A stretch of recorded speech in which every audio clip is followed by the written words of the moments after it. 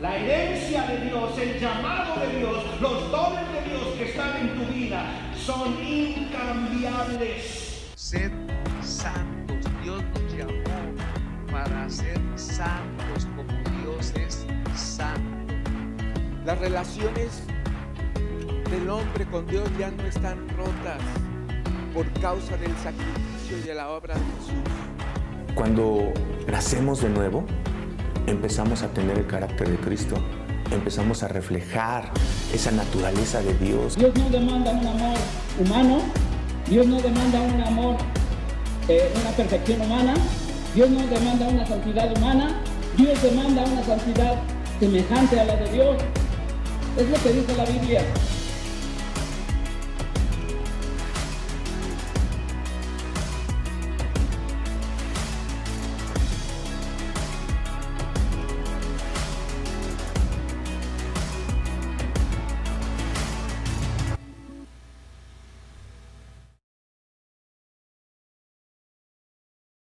Hola, muy buenos días, ¿qué tal? ¿Cómo están? Iglesia, Camino de Salvación, aquí teniendo algunos problemas técnicos, sufriendo estos problemas técnicos, pero tuvimos que improvisar y espero que para cuando estén viendo esta transmisión puedan estar bendecidos, puedan estar en sus casas ya disfrutando tranquilamente de nuestra reunión del día de hoy.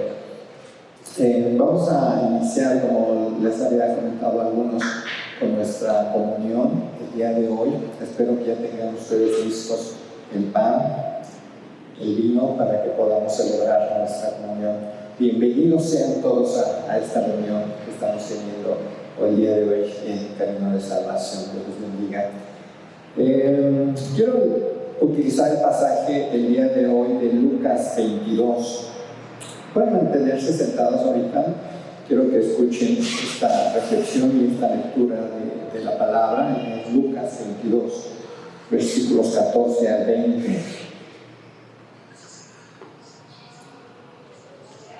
Dice Lucas 22, 14 al 20: cuando era la hora, se sentó a la mesa y con él los apóstoles, y les dijo: ¿cuánto he deseado comer con vosotros esta Pascua antes que padezca? Porque os digo que no la comeré más hasta que se cumpla en el reino de Dios. Y habiendo tomado la copa, dio gracias y dijo: tomad esto y repartidlo entre vosotros, porque os digo que no beberé más del fruto de la vid hasta que el reino de Dios venga. Y tomó el pan y dio gracias y lo partió y les dio diciendo: este es mi cuerpo que por vosotros es dado.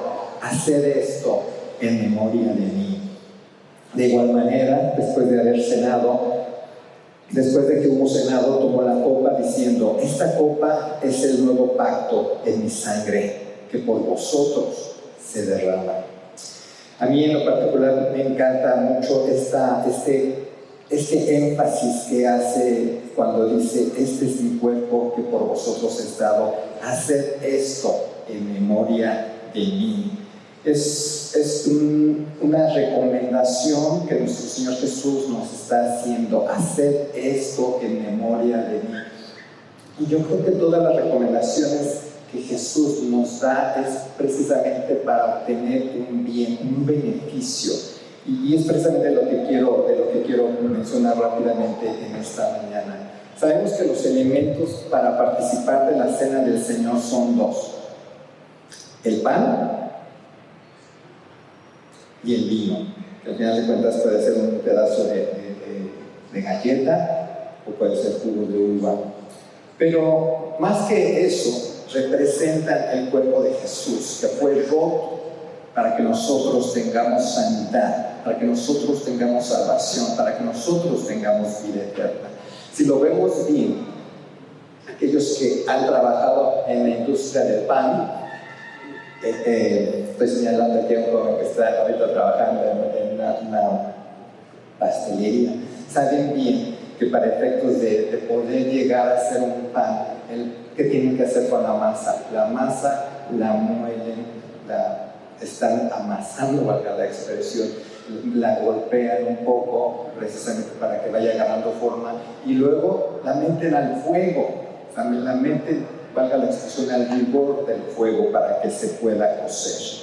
Entonces, la Biblia dice que Jesús soportó sobre su cuerpo todo tipo de sacrificios. Él cargó sobre sí nuestro pecado, nuestras enfermedades y toda la maldición que teníamos por el pecado, la cargó en su cuerpo. Entonces, cada vez que estamos participando de la cena, el comer el pan, estamos comiendo de todo lo que Jesús sufrió, y en ese momento también estamos recibiendo todo el fruto, toda la bendición a través de la cual Él dio su vida. Esa bendición de sanidad, de fuerza, de poder, de salvación. Dice, yo soy la vid, dice San Juan 15:5, yo soy la vid, vosotros los pámpanos. Dice al final de este versículo, porque separados de mí nada podéis hacer. Entonces, esta es la parte que nosotros, yo quiero que en esta hora usted tome conciencia de cuando estamos comiendo el pan, estamos haciendo esto en memoria de Jesús, estamos recordando el sacrificio que Él hizo por nosotros, por nuestra salvación, para que nosotros pudiéramos tener esa bendición de la cual estamos gozando el día de hoy. Amén. Entonces, vamos a participar. Pueden comer pedazos de pan. Y recuerde, gracias Señor, porque me permites comer este pan. En esta hora lo comemos haciendo memoria de ti, de tu sacrificio por nosotros en la cruz del Calvario. Muchas gracias.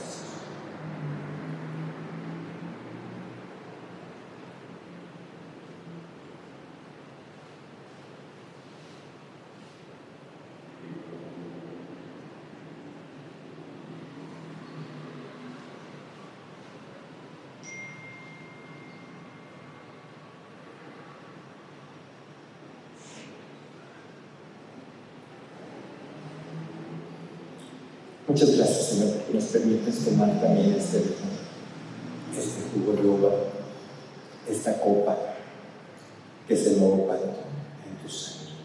Te damos gracias por la bendición que nos das de recordar, sabiendo que tú está pronta tu venida por nosotros, pronto volveremos.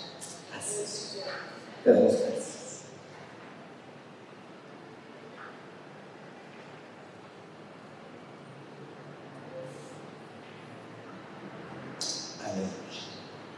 Muchas gracias, Jesús. Una bendición poder recordar, poder tomar este pan, este vino, haciendo memoria de ti. Muchas gracias, Jesús. Te alabamos, te bendecimos. En esta hora te queremos cantar, te queremos glorificar, queremos exaltar tu santo nombre, porque no hay nadie como tú. Muchas gracias, Jesús. Te damos gracias en esta hora. Amén. Gócese, hermano, gócese. Bendiga al Señor ahí donde se encuentran, no importa la hora que esté viendo este video, esta transmisión, gócese ahí donde se encuentran. Que Dios les bendiga. ¿Qué tal, hermanos? Dios les bendiga. Es un placer estar enfrente de sus pantallas una vez más.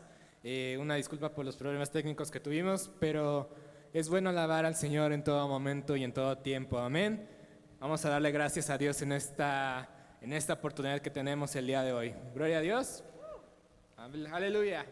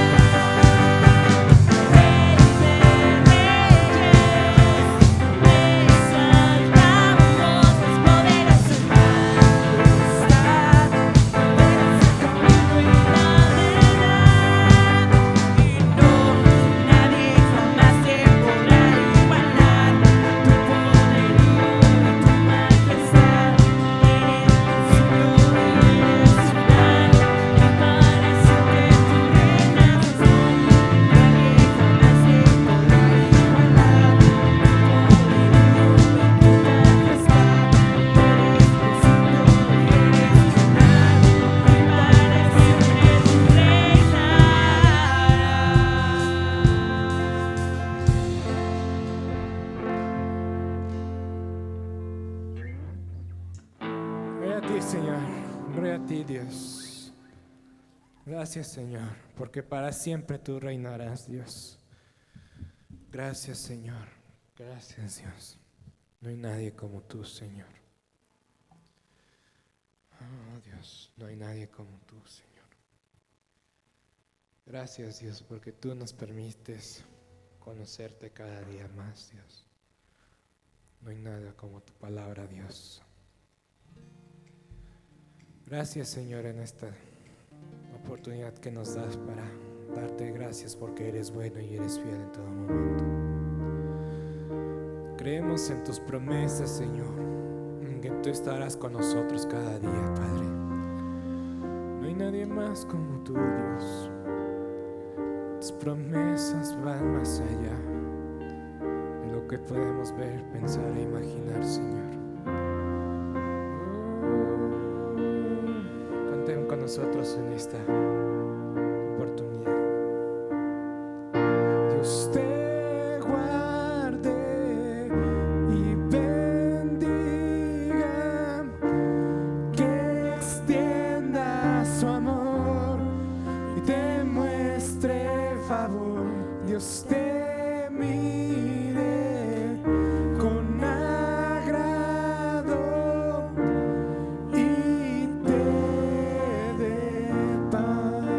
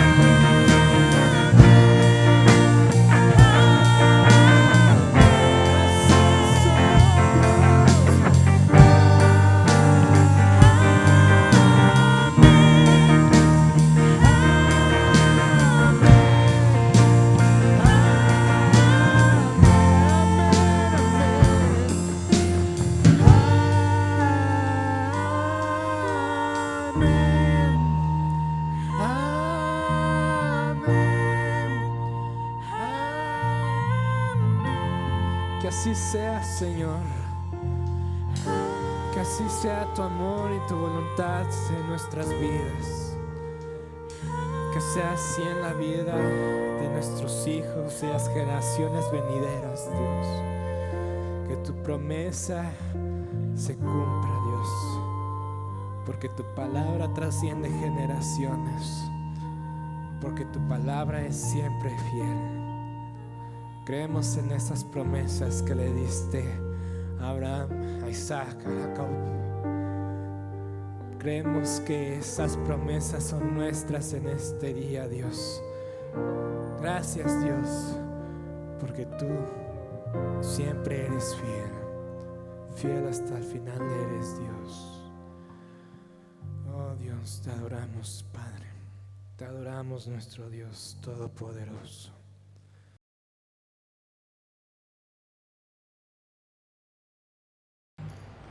Así es, en esta mañana, iglesia, oramos esta bendición sobre ti y declaro esta palabra de Dios sobre tu casa y sobre tu familia. Dios te guarde y te bendiga, que extienda su amor y te muestre favor, que Él te mire con agrado y te dé paz. Amén. Gracias, Señor, por tener misericordia de nosotros, por bendecirnos y por hacer resplandecer tu rostro sobre nosotros. ¿Para qué? Para que tú seas conocido en esta tierra y tu camino, y todas las naciones conozcan tu salvación. Gracias, Señor, por cada familia, por cada padre y madre, por cada hijo, joven, niño o adolescente que está viendo esta transmisión y quien está buscando en esta mañana tu rostro. Muchas gracias, bendito Dios, porque hasta 1000 generaciones tu palabra es verdad y creemos tus promesas sobre nuestros hijos y los hijos de nuestros hijos. Gracias porque tu presencia nos acompaña hoy y siempre, donde quiera que vamos, tú estás con nosotros y tú nos amas. Gracias. ¿Por qué no le agradece en este momento por su grande amor? Dígale: gracias, Señor, gracias, papá, gracias, bendito Salvador, por tu amor, gracias por amarme así, gracias porque no entiendo por qué me amaste, pero lo acepto tu amor, acepto tu abrazo y te agradezco. Gracias porque en este día tú me recuerdas que me amas. Muchas gracias. Muchas gracias, hermano, que nos ves en este día. Gracias por acompañarnos en esta reunión. Yo te invito a que abras tu Biblia y nos acompañes en la porción que vamos a estudiar en esta mañana. Te invito a que prepares tu atención, tu corazón, tu libreta de notas para que puedas recibir lo que el Señor tiene para ti en esta mañana, porque Él ya ha enviado su palabra y Él quiere bendecirte. Así es que yo te pido que tú ores a Dios y tú le digas: ayúdame a entender tu palabra, permite que lo que voy a leer, lo que voy a escuchar el día de hoy se quede en mi corazón, se quede en mi mente y pueda entenderlo. Como dice su palabra: enséñame, Señor, tus estatutos, hazme entender el camino de tus mandamientos, vivifícame según tu palabra. Enséñame, oh Jehová, el camino de tus estatutos y los guardaré hasta el fin. Gracias, Señor, porque tu palabra es la verdad y tu palabra nos da consuelo. Tu palabra es muchas cosas en nuestra vida y hoy yo creo que va a traer consuelo en medio de la aflicción y va a traer vida aún a lo que estaba muerto. Gracias, bendito Dios. Bienvenido una vez más y te dejo con la predicación de la palabra del día de hoy. Es para mí un gran honor presentarles a mi papá, Leonardo Gutiérrez, que nos va a exponer la confiabilidad de las nuevas versiones bíblicas. Dios te bendiga.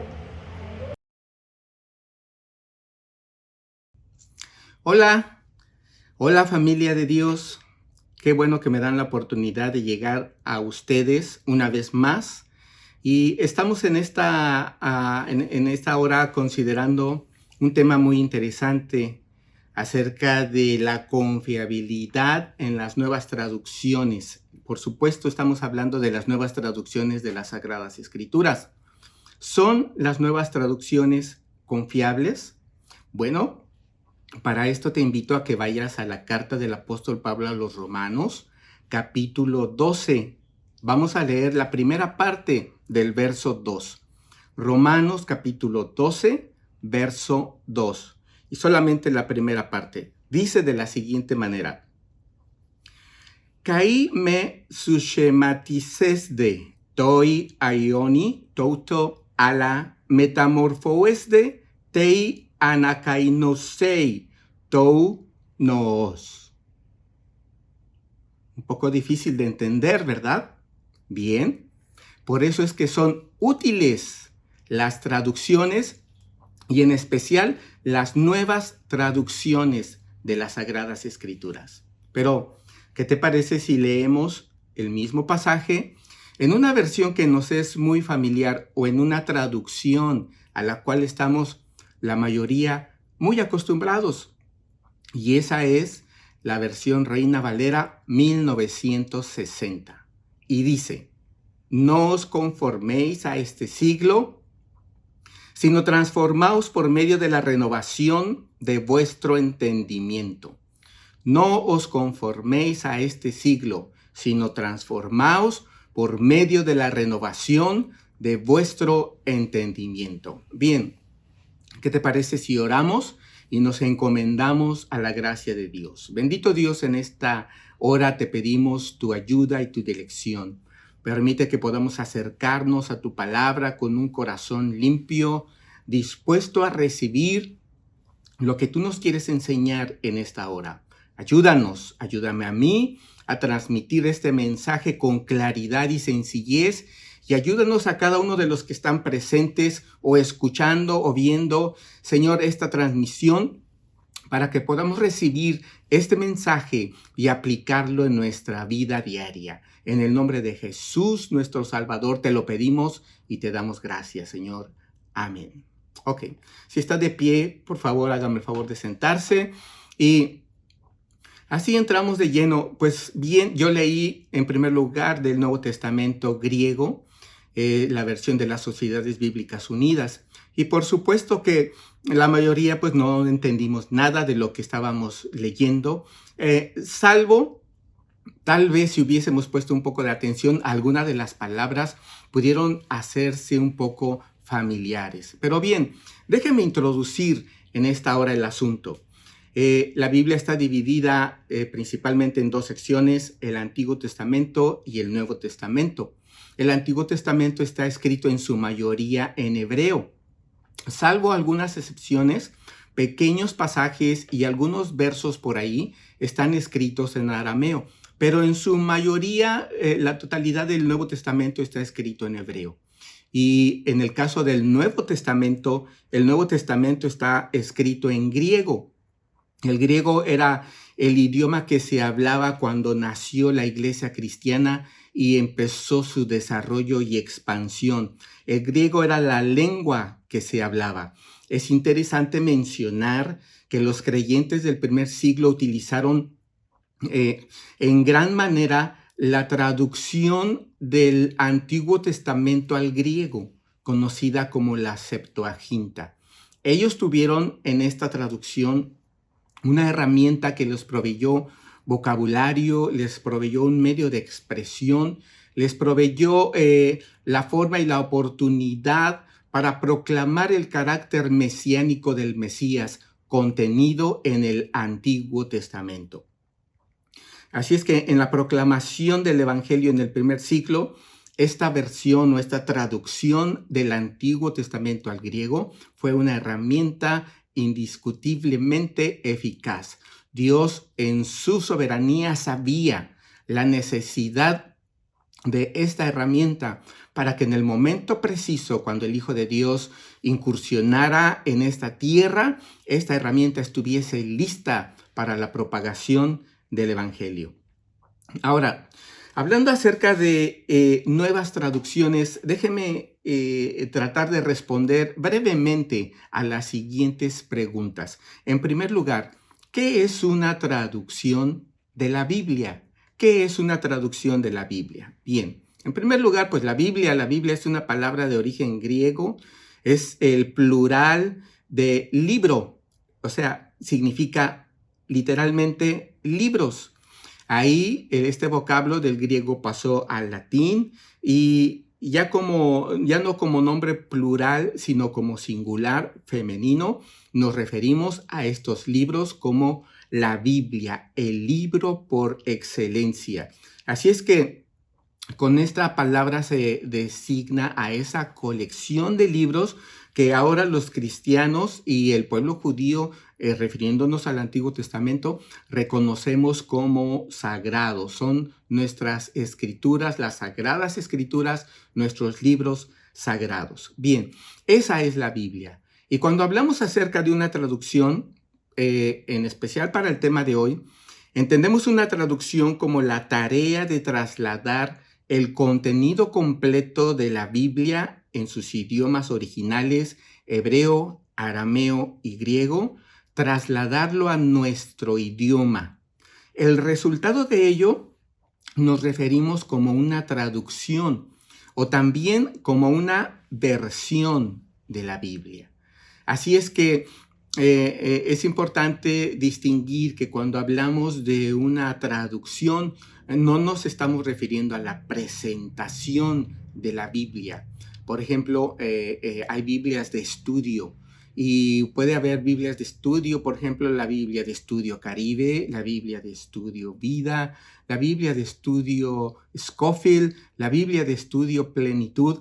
Aunque estas Biblias tienen diferente presentación, diferentes herramientas, diferentes comentarios, todas ellas coinciden en que tienen el mismo texto, la misma versión de las Escrituras. Lo que cambia es solamente la presentación.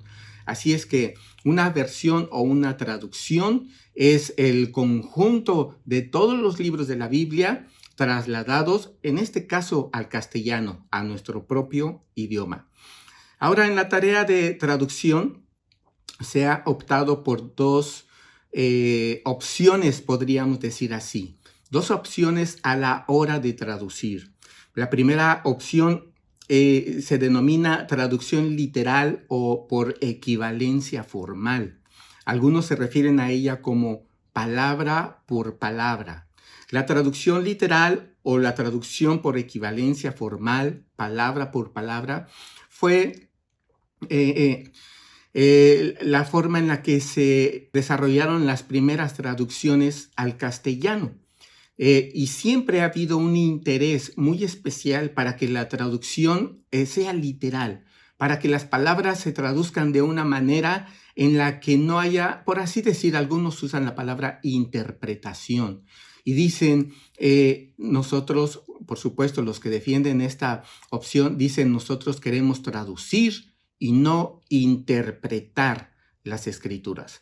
Así es que este tipo de opción, la equivalencia formal o traducción literal, palabra por palabra, bien, pues tiene la ventaja de que podemos tener la seguridad de que las palabras contenidas en esta traducción provienen de sus idiomas originales.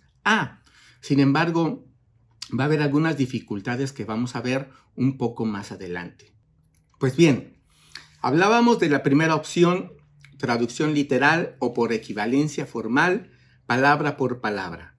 Y la segunda opción, que más se pone en práctica al traducir las Escrituras, se conoce como traducción idiomática o por equivalencia funcional o equivalencia dinámica. Traducción idiomática o por equivalencia funcional o equivalencia dinámica. ¿Qué significa esta opción? Esta opción se enfoca no en traducir palabra por palabra, sino en traducir las ideas, las frases, el sentido de una idea o una frase completa dentro de cualquier pasaje de la Escritura. Eso da pie a que algunas veces lo que en los originales se puede expresar en 3 o 4 vocablos o palabras, en una traducción dinámica puede utilizar hasta, 8, 12 o hasta 15 palabras en el idioma, en este caso en el idioma castellano, o viceversa. Algunas veces en el original hay una idea que se está expresando en 7, 8 palabras y con 3 o 4 palabras en castellano se expresa esa idea.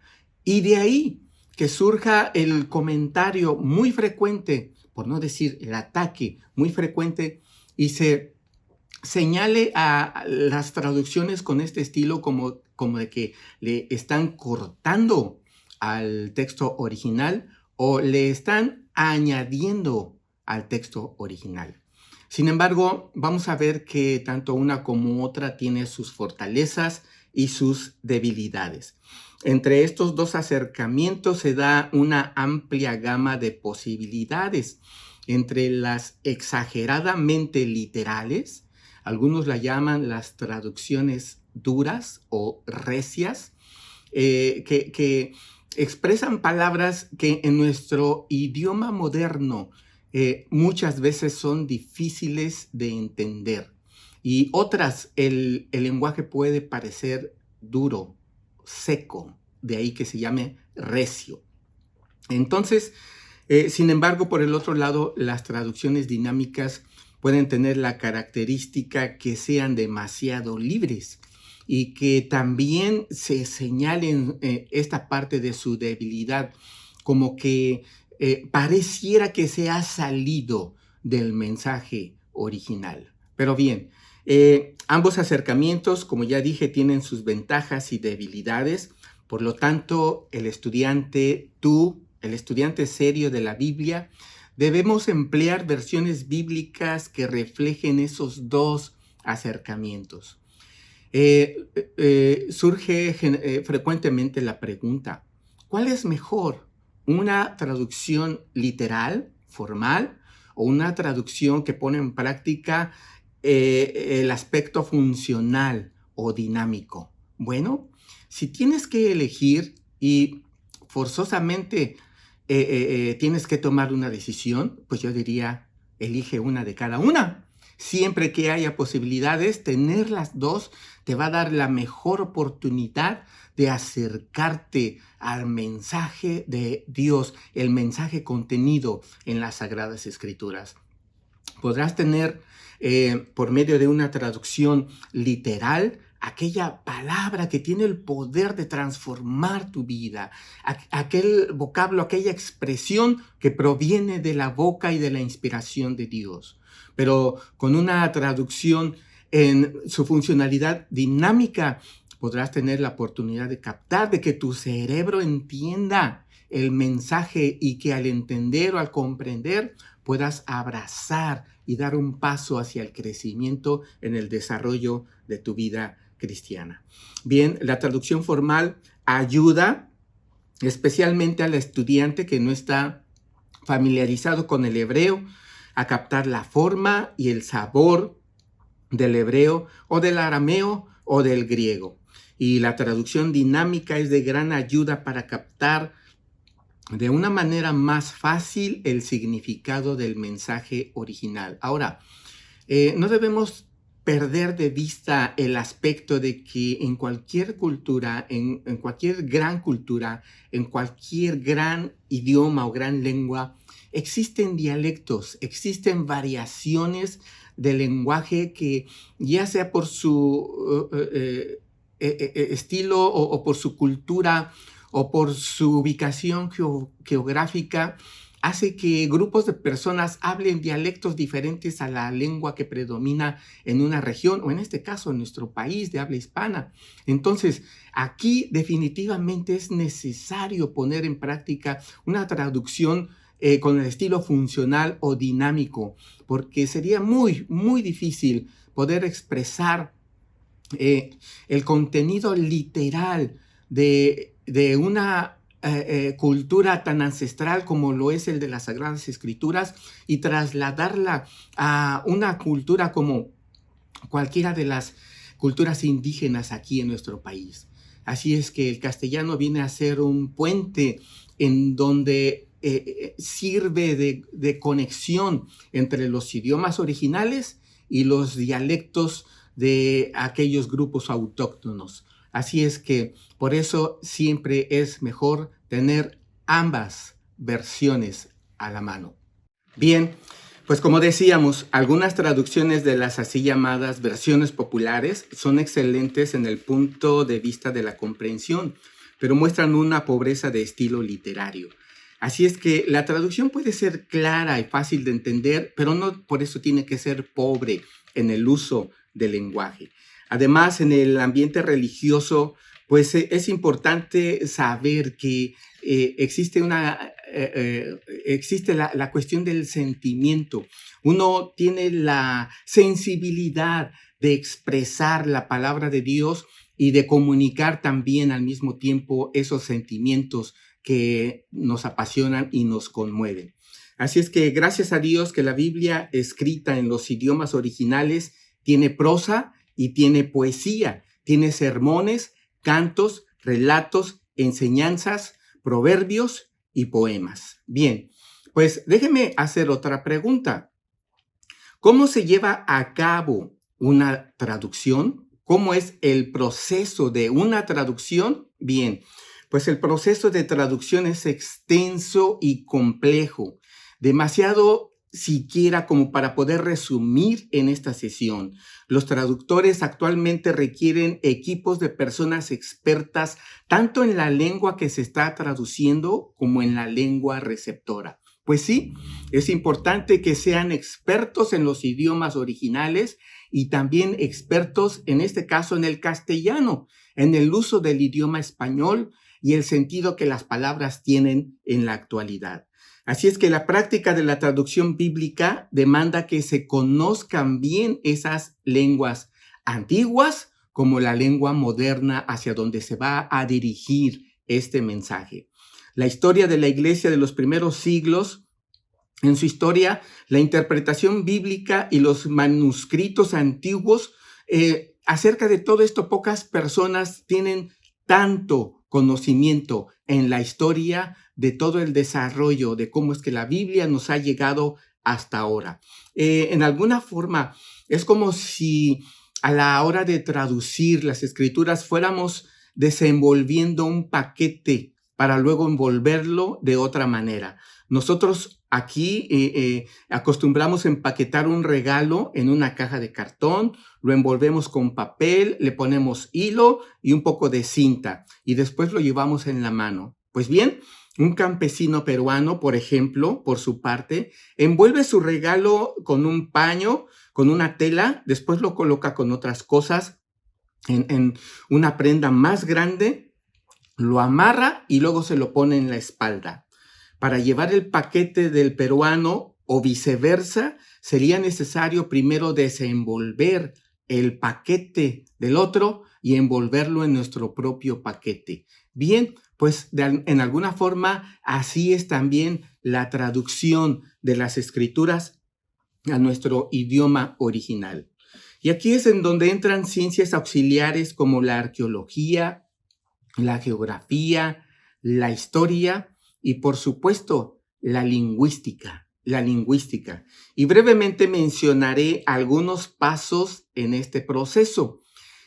Para empezar, recordemos que la Biblia originalmente fue escrita y esos escritos originales ya no existen.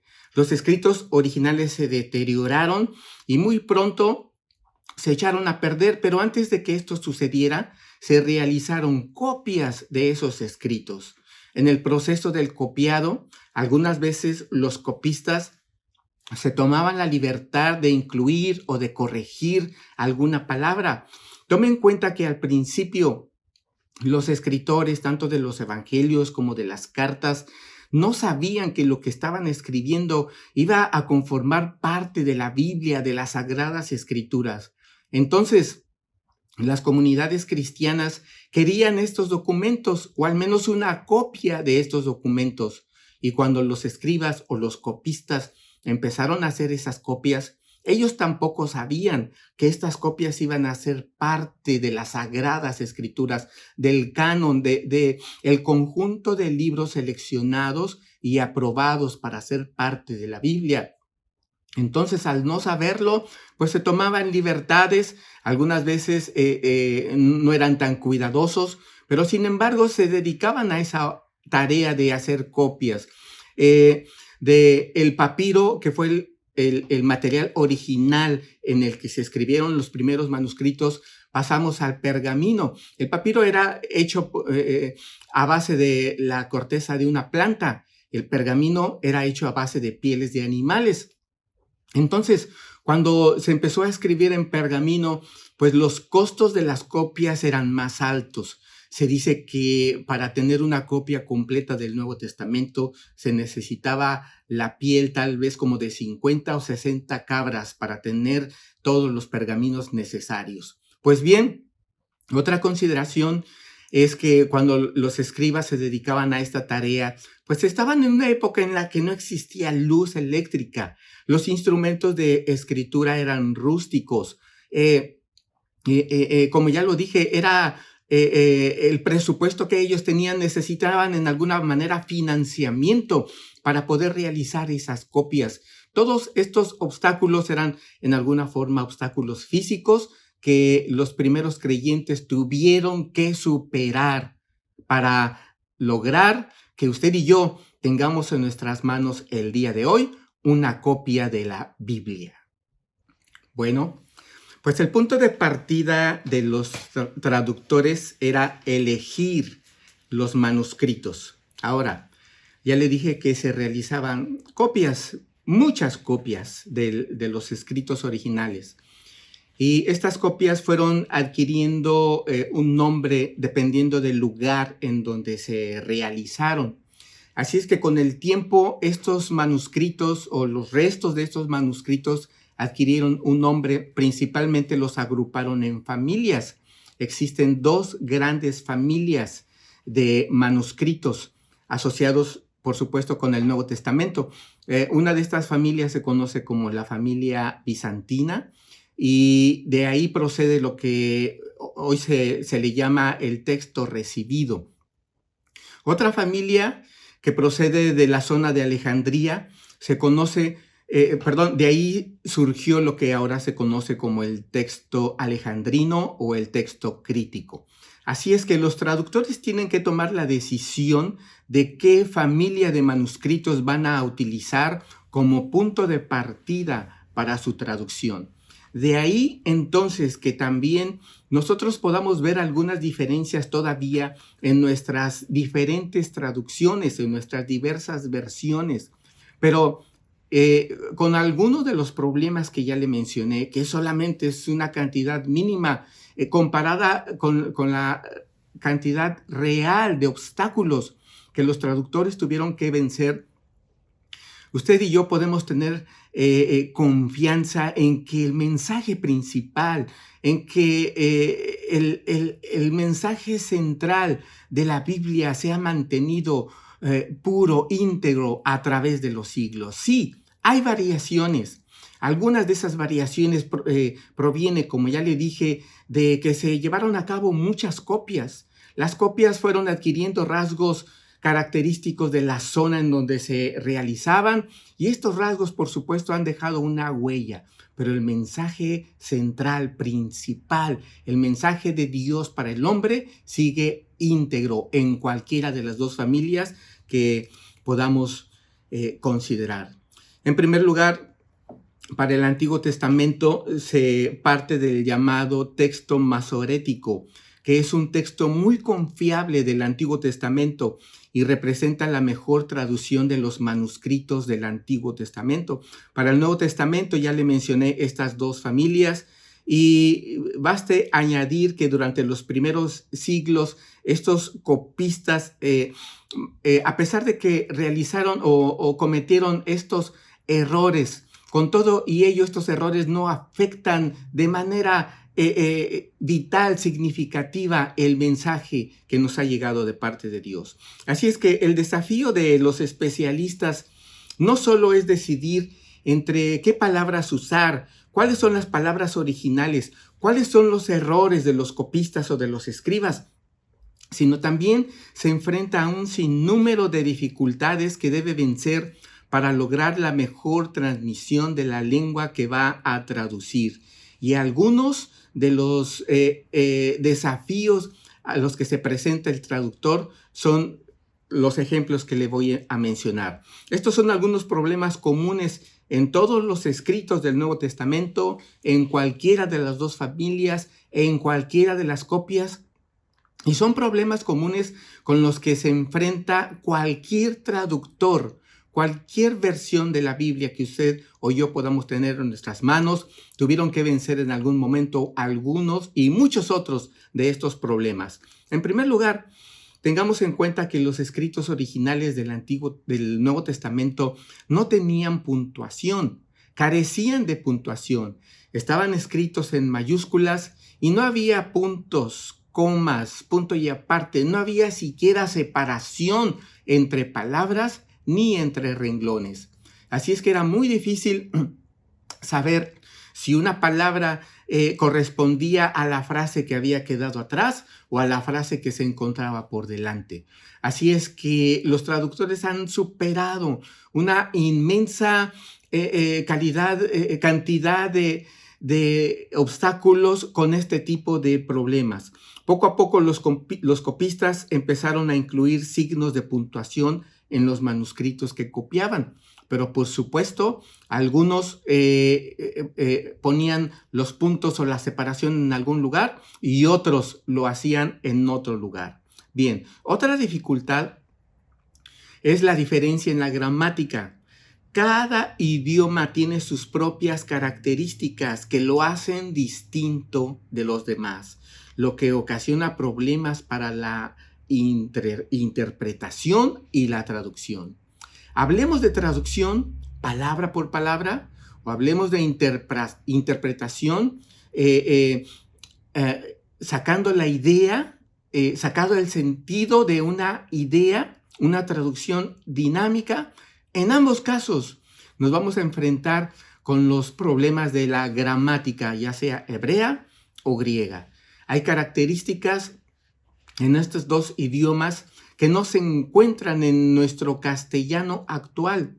Hay características que se tiene que encontrar una equivalencia. Sí, se tiene que encontrar una palabra literal, pero en muchos casos se tiene que encontrar una equivalencia dinámica, porque no hay una traducción literal exacta a aquella noción, aquella facción, aquella inclinación en la gramática de los verbos, de los sustantivos, de los artículos o de las composiciones gramaticales que existieron, por ejemplo, en el Nuevo Testamento griego. Bien, una diferencia o un problema más que enfrentan los traductores es las diferencias en algunas palabras. Hay palabras que tienen diferentes significados, adquieren diferente significado según el contexto en el que se está usando la palabra, en el que se utilicen. Y un ejemplo muy claro de esto es la palabra carne. En el griego es la palabra sarx. El apóstol Pablo la usa mucho para referirse a la debilidad o a la naturaleza caída del hombre. Aunque la palabra en su uso más ordinario se refiera pues a la humanidad, al ser humano. De ahí que cuando se traduce al español, si la traducción es literal, entonces una traducción literal siempre va a traducir la palabra sarx, la palabra carne, así, literalmente, carne. Ya sea que esté hablando de la raza humana o de que esté hablando de un rasgo característico de la raza humana caída, de una debilidad humana. Otro ejemplo de una palabra que tiene diferentes significados según el contexto en el que se utiliza es la palabra bautismo o bautizar. En su sentido más común y ordinario, la palabra pues quiere decir sumergir en el agua. Sumergir en el agua.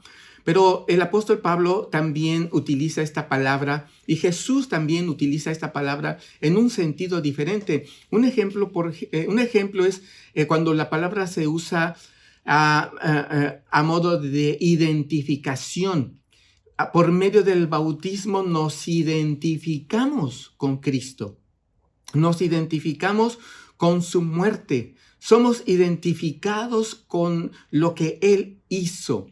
Así es que no solamente el bautismo representa que somos sumergidos en agua, el bautismo es una idea clara, simbólica, de que hemos sido identificados con Él. Así es que este es otro de los problemas a los que los traductores se enfrentan y han tenido que superar en su laboriosa tarea de hacer que tú y yo tengamos en nuestra mano un ejemplar de las Sagradas Escrituras. Bueno, otro problema es que a veces se usan palabras, frases o acciones. No solo palabras, sino también frases o acciones en sentido figurado. Los lectores de las traducciones modernas al español notarán notas al pie de las versiones que utilizaron la traducción dinámica cuando se encuentren una frase o una acción en sentido figurado.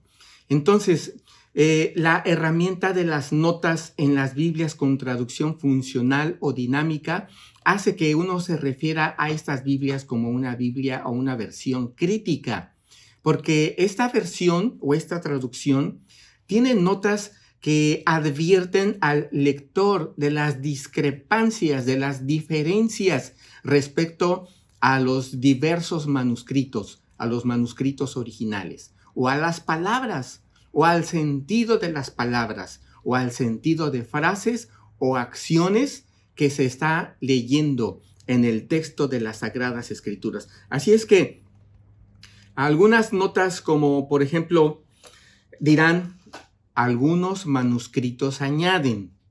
Otra nota dirá, el texto entre corchetes falta en algunos manuscritos. Otra nota o advertencia podría decir, otros manuscritos dicen. Y un ejemplo más de una nota textual o una nota crítica es que podría decir, falta en algunos manuscritos. Significa que algunas palabras no están en otros manuscritos, algunos versículos no están en otros manuscritos.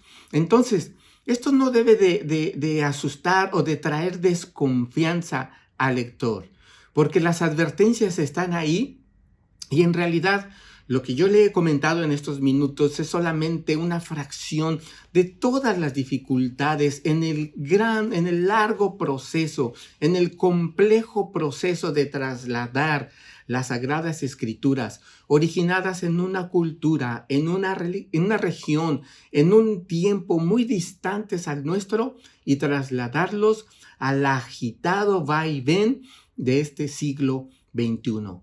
Así es que yo continúo diciendo que usted y yo tenemos toda la confianza de que lo que tenemos en nuestras manos es definitivamente la completa y única palabra de Dios. Así es que yo puedo invitarle a darle gracias a Dios porque nos permite acercarnos a su palabra por medio de una traducción en nuestra propia lengua, la lengua en la que expresamos nuestros sentimientos e ilusiones, la lengua en que discutimos y soñamos, sobre todo la lengua en la que oramos y escuchamos a Dios y hablamos con Dios. Damos gracias a Dios por hombres y mujeres que han dedicado sus energías y talentos a hacer posible que estos pasajes se hayan convertido en realidad, que el esfuerzo que hicieron haya hecho una realidad de que podamos tener las Escrituras en nuestras manos. Nos han preparado el camino. Les honramos con la lectura profunda y cuidadosa de las Sagradas Escrituras. Así es que yo le invito a que veamos entonces, a manera de conclusión, el versículo que nos sirvió de punto de partida en esta hora. Romanos capítulo 2, el verso 2, la primera parte de este versículo.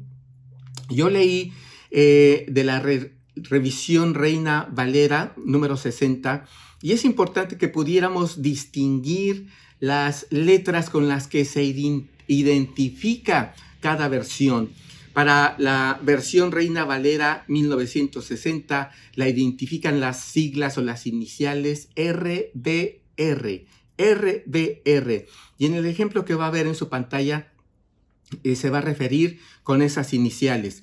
La versión de la Biblia Dios habla hoy está representada por las iniciales DHH. La Biblia de las Américas representada con las letras LVLA.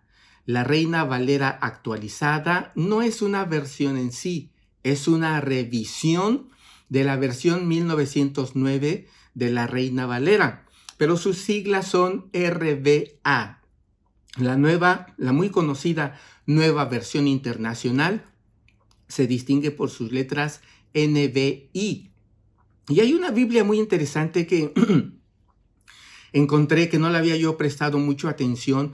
La he leído, pero no le había prestado atención. Es la Biblia textual, distribuida por la Sociedad Bíblica Iberoamericana. Es una traducción formal, literal, y que está al alcance de nosotros también. Y esta traducción se distingue por las letras BTX. Otra traducción es la traducción en lenguaje actual de la editorial Sociedades Bíblicas Unidas y sus iniciales son TLA. La Nueva Biblia de los Hispanos es una revisión también, no es una traducción o una versión, es una revisión de la Biblia de las Américas, y al igual que la Biblia de las Américas están publicadas por la Fundación Lockman, y las iniciales de esta Biblia es NVLH. Y la última traducción de mi lista es la Nueva Traducción Viviente, sus iniciales son NTV, y esta ha sido publicada por la editorial Tyndale en unidad con Unilit y la Asociación Evangelística de Luis Palau. Pues bien, la versión Reina Valera RBR dice: no os conforméis a este siglo, sino transformaos por medio de la renovación de vuestro entendimiento. Las palabras en las que vamos a fijar nuestra atención al comparar estas versiones en español son las palabras conforméis, es el verbo conforméis, es la palabra, el sustantivo siglo, es el verbo transformaos y es también la palabra renovación, o toda la frase renovación de vuestro entendimiento. Así es que son 4 expresiones: conforméis, no os conforméis, siglo, transformaos, renovación de vuestro entendimiento. Bien, pues en la versión Dios habla hoy, la siguiente de mi lista, dice: no vivan ya según los criterios del tiempo presente. Al contrario, cambien su manera de pensar para que así cambie su manera de vivir. Así es que la expresión no os conforméis aquí se traduce: no vivan ya según los criterios. No vivan ya según los criterios. La Biblia de las Américas expresa esa frase: no os adaptéis. La RBR dice no os conforméis.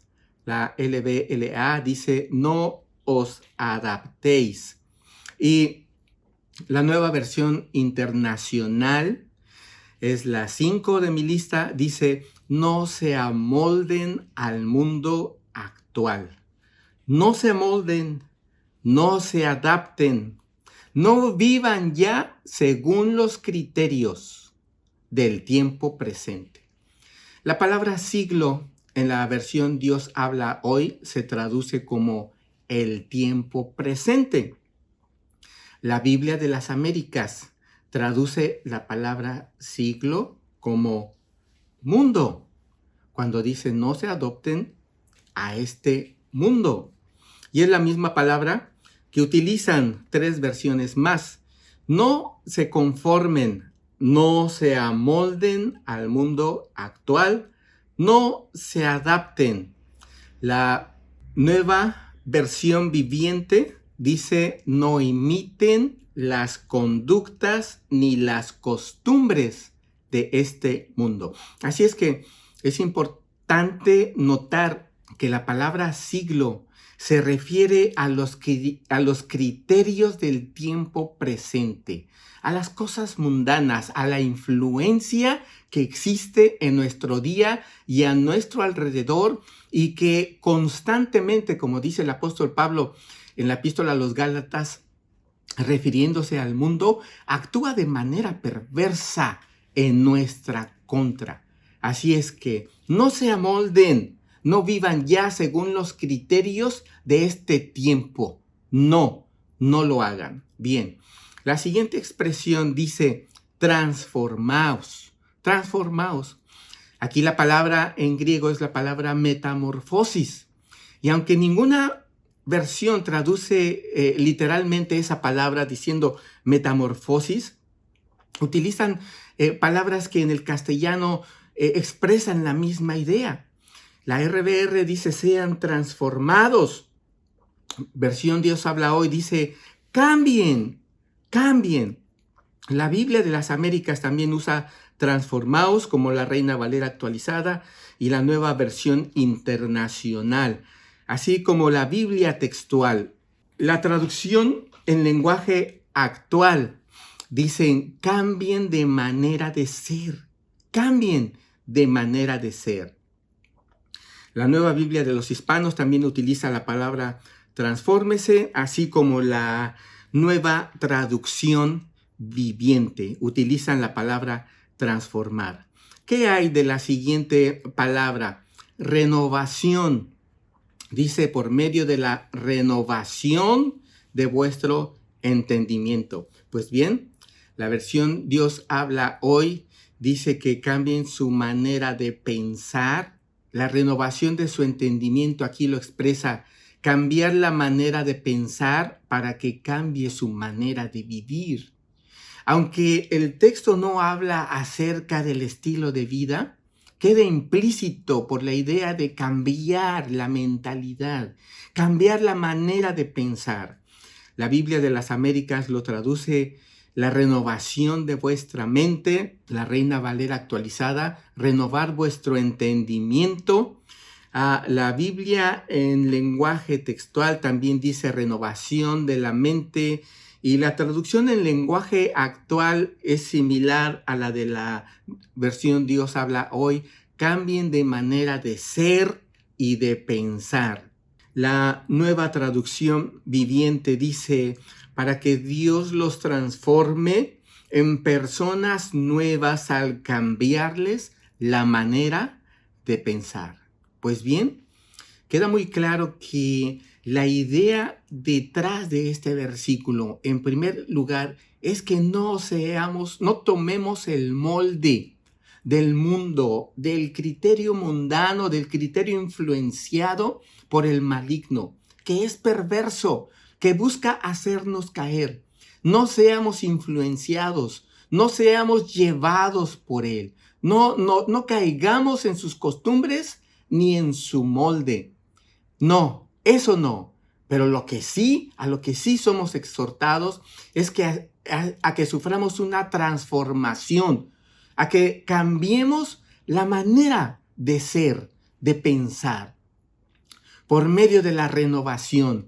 Renovación, si ya experimentados el haber sido hechos nuevas criaturas, ahora lo que sigue es experimentar de nuevo el ser nuevas criaturas. La renovación de nuestra mente, de nuestra manera de pensar, para que así cambie nuestra manera de vivir.